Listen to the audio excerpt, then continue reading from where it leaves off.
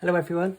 Now you might have seen this card recently online on Facebook in my group Paper Crafting with Paul or Knit to It Collection Neighbourhood. I'll link both groups down below because they're full of inspiration. And this kit, Peachy Keen, was on offer, so I made this floating gatefold card using the kit. I thought it looked fab. If I zoom in, you can see how much detail is actually in this kit. Look at that paper behind. A nice nostalgic card, and this pop-up element just looks really cool and floats there in front. And then it's gatefold because it folds back on itself and then fits into a 5x7 envelope.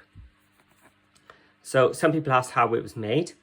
So the original idea was by Dawn Griffith, using the Stampin' Up stuff.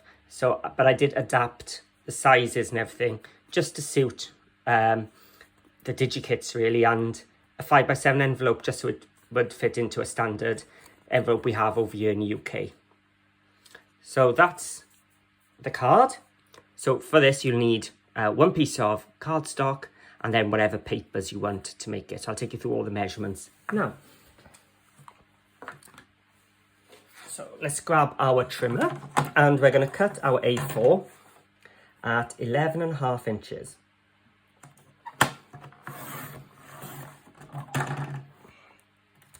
I'm going to turn it around and we're going to cut it at 5. That's for it to fit in our 5x7 envelope. And whilst we're here, we're also going to cut from this sheet a 2-inch tall one. Now I'm doing it at 2-inch.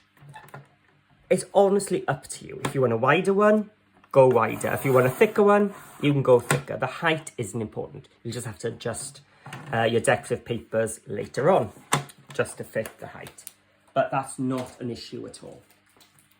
And once we're done with the trimmer, we're going to grab our scoreboard and I'm going to score at 2¼ inches. 5 3/4 inches, and then I'm just going to rotate it around and do 2¼ again. That just ensures for me that both sides are the same. I don't know why. You could have just done 9¼ as well, just gone down there. Then your shorter piece, we're going to do 2¼ again and 4. Then I'm going to rotate and 2¼ and 4. Alternatively, you could have just gone 2¼ 4 7.5 and 9¼ I think it's just a habit with me with my when I'm making my albums to flip to get the same size each side.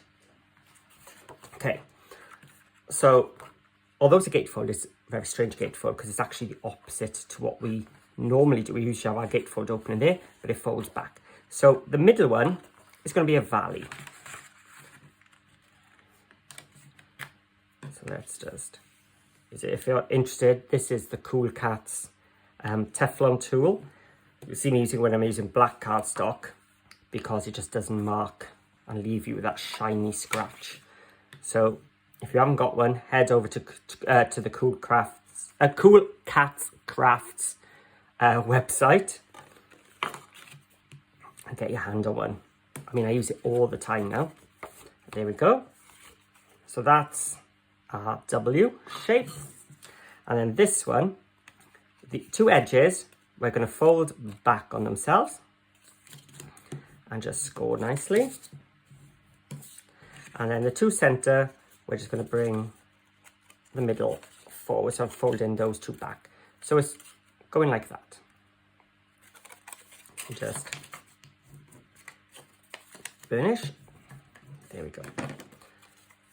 So let me show from above.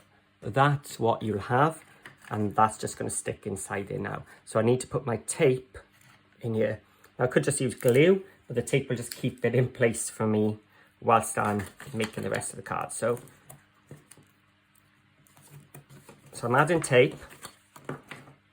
Remember, this is the front. I'm actually adding it to the front.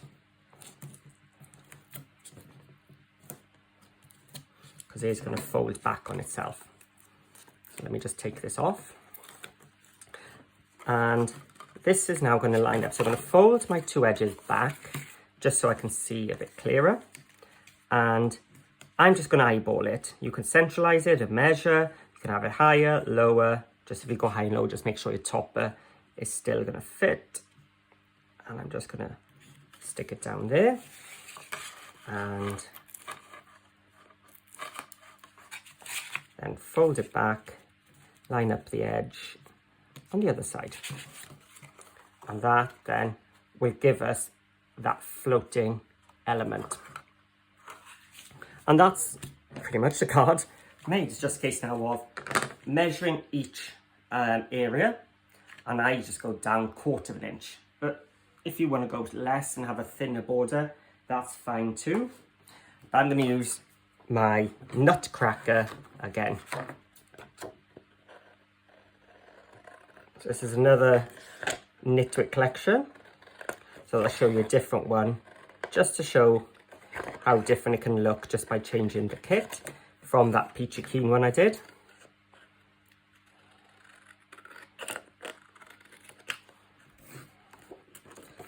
And once I've cut these, I'll measure the panels for you, but even the panels are quite easy to measure. There's nothing complicated in this one at all.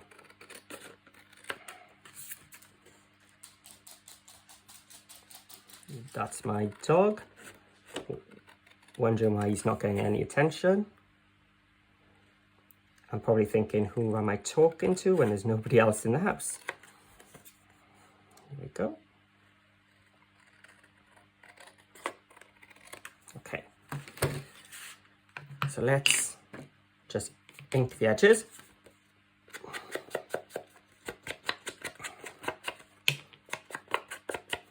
So any of those white bits I had will suddenly have disappeared if I haven't done good cutting.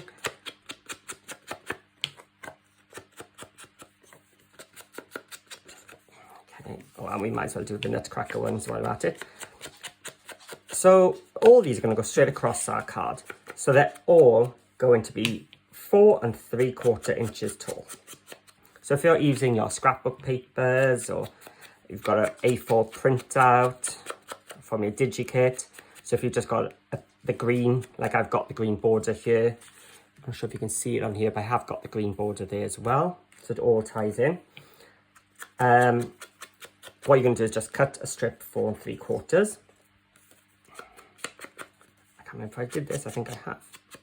There we are. And let's grab this. So our sides are 2 1/4 inches, which means my topper is going to be 2.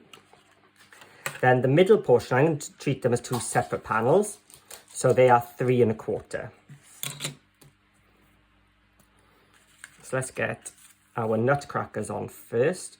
Now I chose Nutcrackers because they're nice, tall, thin images. So they worked perfectly up the edge there.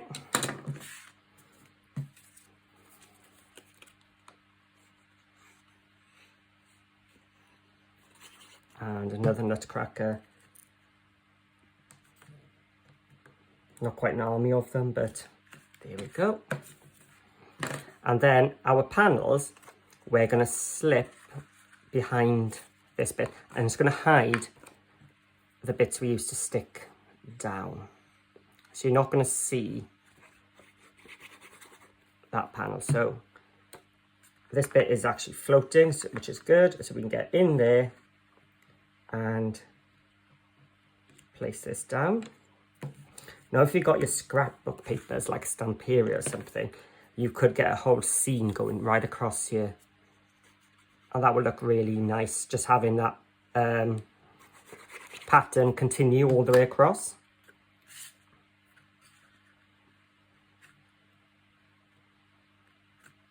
There we go. And then we've got 2 edges here. So I'm going to put these drums on there. Now you don't actually have to decorate this, but I think because you see it, it's quite nice just to hide that workings a little bit.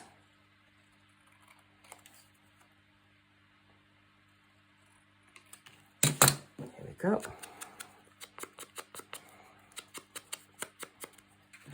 Just ink there, just get rid of that white edge. Again, I'm just using my Distress Ink Black Soot. You've seen me do this many times.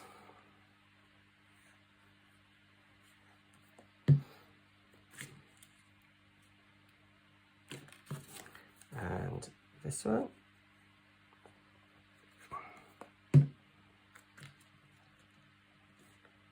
So, oh, I forgot to tell you, so these were 1 3/4 by 1 1/2. And then the middle is up to you. You could just panel it like I have done here, but because we've got plenty of space to play with above and below, you can make your topper whatever size you want, as long as it's less than 5 by 7.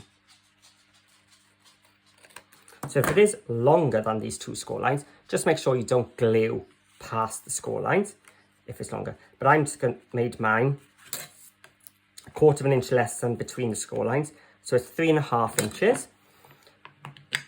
Height doesn't matter, but just for curiosity, mine was 3 inches. You see when I bring the Peachy Keen one back in now, how the record was actually a lot bigger. So I did do my 3-inch panel, but I put a larger record over the top. So now that is going to fit in there. But what I've got to be careful of now is that I don't put glue top and bottom, otherwise I'm going to glue my entire thing shut. Now I've done my topper the exact width of my score lines, so I'm just going to lift it up and centralize it like so. Let's get a lid on that ink, just so I don't get ink everywhere. And there we have